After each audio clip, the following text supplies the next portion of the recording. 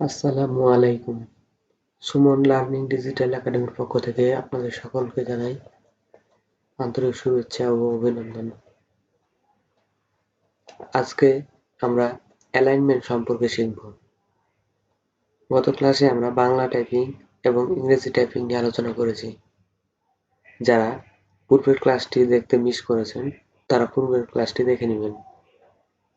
Bangla typing এবং ইংরেজি typing আমাদের দৈনন্দিন কাজে ব্যাপক প্রয়োজন হয়, তাই যারা পূর্বের ক্লাসটি দেখেননি তারা দেখে নেবেন। আজকে আমরা অ্যালাইনমেন্ট নিয়ে কাজ করব। আমাদের টাইপিং করার পর ডকুমেন্টগুলোকে সুন্দরভাবে সাজানোর জন্য আমাদের কিছু অ্যালাইনমেন্টের প্রয়োজন হয়। তো চলুন আজকের ক্লাসটি শুরু করা যাক। যারা এখনো আমার চ্যানেলটি সাবস্ক্রাইব করেননি তারা সাবস্ক্রাইব করে পাশে থাকা বেল আইকনে ক্লিক করে দিন। সাবস্ক্রাইব করে নিলে নতুন নতুন ভিডিও আপলোড হলে সকলের কাছে নোটিফিকেশন চলে যায়, তাই আপনারা আমার চ্যানেলটি সাবস্ক্রাইব করে নেবেন।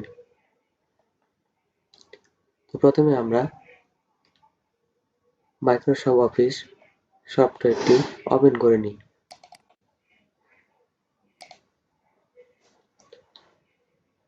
তা আমাদের সফটওয়্যারটি ওপেন হয়ে গেছে।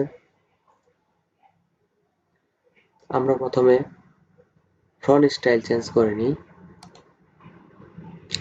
টাইমস নিউ রোমান এবং ফন্ট সাইজটা একটু বাড়িয়ে দিই, ফন্ট কালার দিই,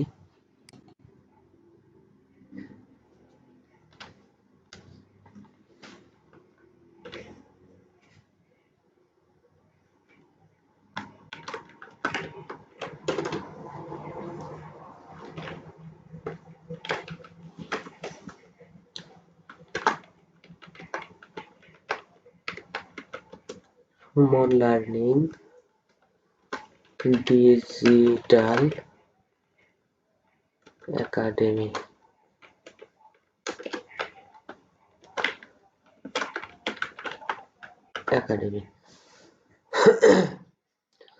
আমরা একটু সাইজটা ছোট করে দিই।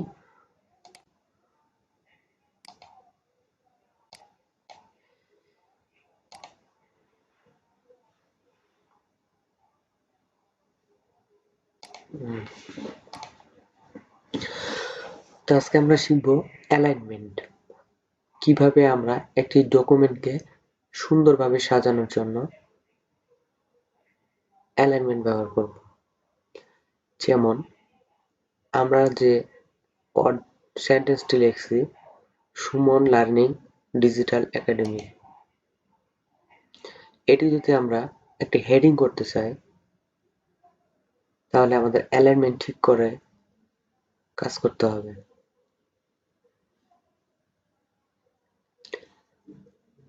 অ্যালাইনমেন্ট হচ্ছে উপরের টুলবারের এই অংশগুলো হচ্ছে অ্যালাইনমেন্ট। যদি আমরা সেন্টেন্সটিকে সিলেক্ট করি, যদি আমরা এটা রাইট হ্যান্ডে রাখতে চাই তাহলে আমরা এই আইকনে ক্লিক করে রাখবো। যদি আমরা কোনো সেন্টেন্সকে মধ্যবর্তী অবস্থানে রাখতে চাই তাহলে আমরা এইভাবে ক্লিক করব।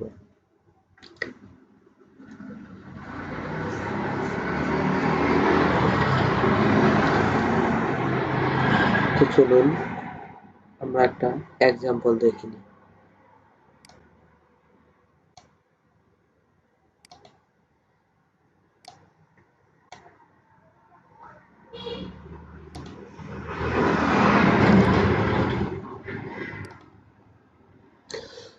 এটি একটি সিভি, জাস্ট এক্সাম্পল দেখার জন্য।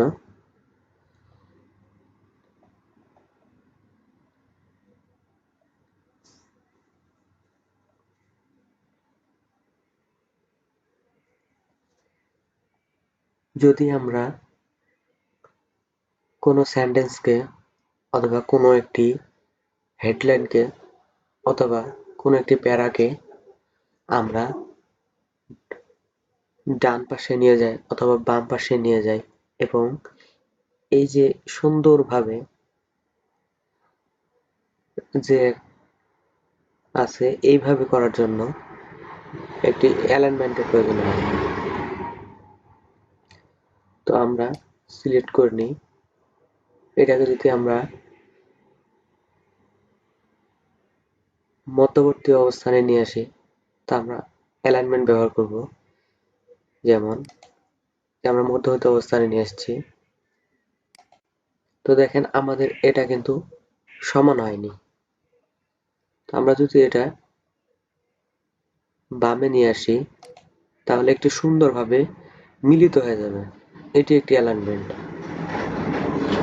আবার আমরা সেট করে যদি ডানে নিয়ে যাই, এই যে সুন্দরভাবে যে একটি লাইন তৈরি হয়ে গেছে এটি একটি অ্যালাইনমেন্ট।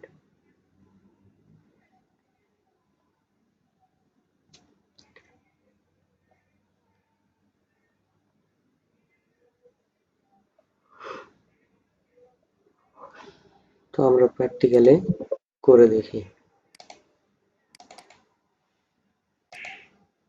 তো আমরা যদি কোনো একটি হেডলাইনকে কোনো একটি সেন্টেন্সকে হেডলাইন অনুযায়ী ব্যবহার করি তো আমাদের সর্বপ্রথম আমাদের বাম পাশে সেন্টেন্স শুরু হয়। ফর এক্সাম্পল আমরা আবার নতুন করে লিখি।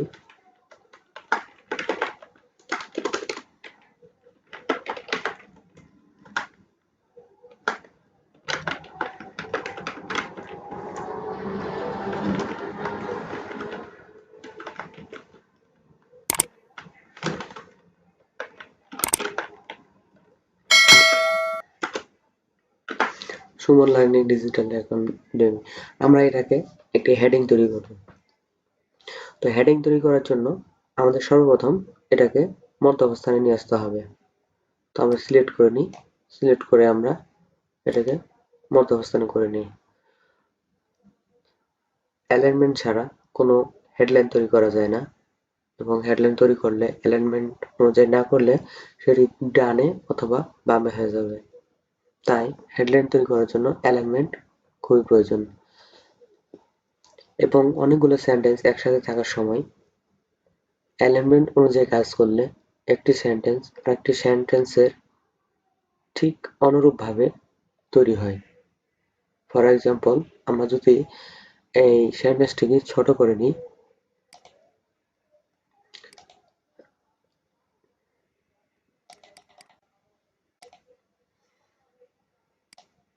আমরা অ্যালাইনমেন্ট লেফট করে দিই।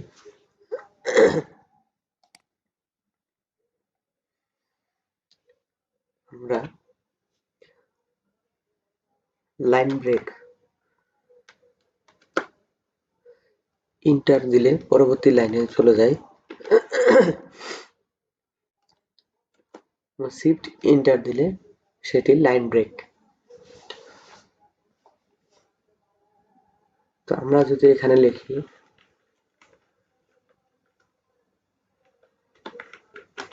বাংলাদেশ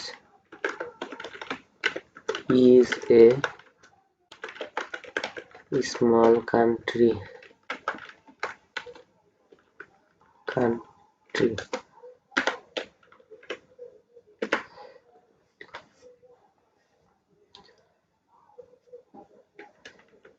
but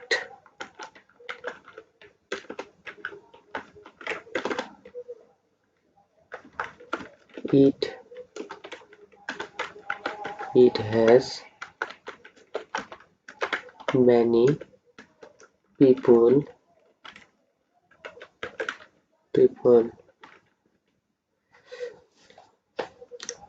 তো এই লেখাটি যদি আমরা অ্যালাইনমেন্ট ঠিক করি তাহলে প্রথম সিলেক্ট করে নিতে হবে। সিলেক্ট করে আমরা যদি এটি মধ্যস্থ অবস্থানে রাখি তাহলে এটা মধ্য অবস্থান হয়ে গেল। এবং এটা যদি আমরা দুই পাশ মিলিয়ে দিতে চাই তাহলে আমরা লেফট রাইট অ্যালাইনমেন্ট করে নেব। অ্যালাইনমেন্ট ছাড়া আমরা এই দুই পাশ এবং এই দুই পাশ মিলাতে পারবো না।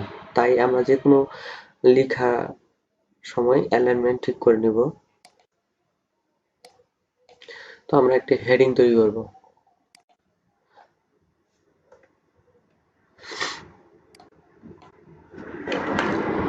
তো হেডিং তৈরি করার জন্য আমরা এটি মধ্যবর্তী অবস্থানে নিয়ে আসি এবং ফন্ট সাইজ একটু বৃদ্ধি করে দিই 36।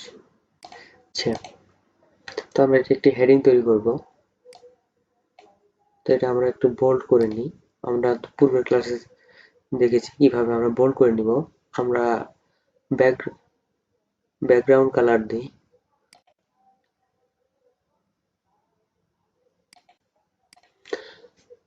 আমরা এটি হেডিং তৈরি করব, তাই আমরা এটা নিচে আন্ডারলাইন দিতে পারবো। আন্ডারলাইন দিয়ে দিই।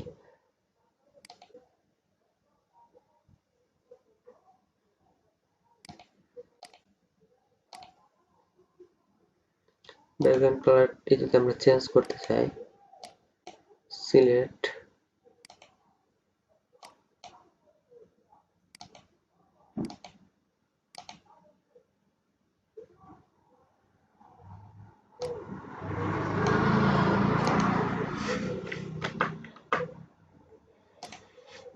আমাদের এটি সিলেক্ট হয়ে গেছে।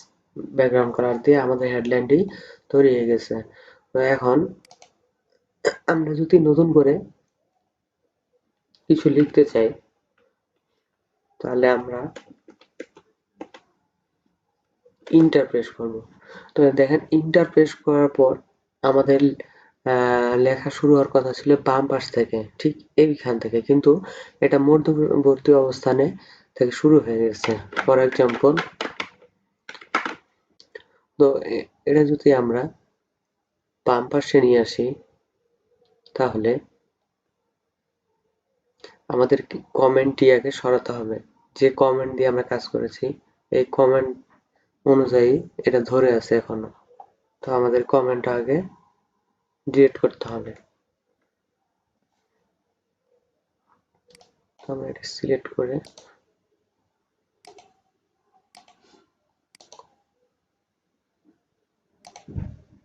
পেস্ট।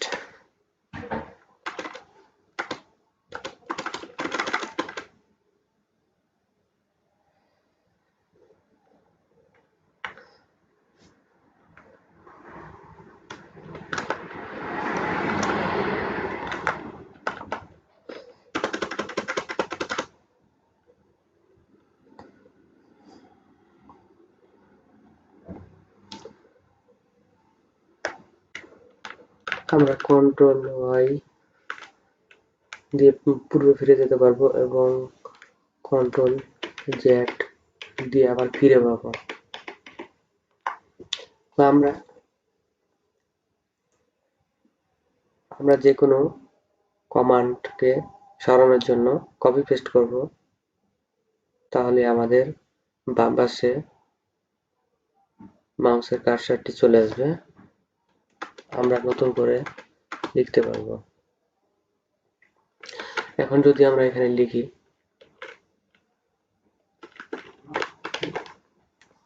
সুমন, তাহলে আমরা লিখতে পারবো।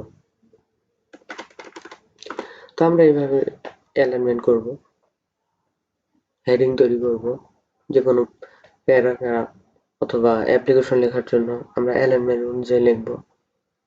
তাহলে আমাদের দেখার সৌন্দর্য বৃদ্ধি হবে। তো আজকের ক্লাসটি এ পর্যন্তই। পরবর্তী ক্লাসে আমরা বুলেট নিয়ে আলোচনা করব। আমাদের যে অপশনগুলো রয়েছে, আমরা পূর্বের ক্লাসে font style, font size, colour, bold, underline এগুলো সম্পর্কে জেনেছি। আজকে আমরা অ্যালাইনমেন্ট সম্পর্কে জানলাম। এগুলো হচ্ছে অ্যালাইনমেন্ট। আমরা পরবর্তী ক্লাসে এই যে তিনটি অপশন রয়েছে, বুলেট, বুলেট কি কাজে ব্যবহার করা হয় এবং বুলেট কেন ব্যবহার করা হয়, বুলেটের কাজ কি, এগুলো আমরা পরবর্তী ক্লাসে জেনে নেব। তো আজকের ক্লাসটি আমরা এখানে শেষ করছি। আসসালামু আলাইকুম।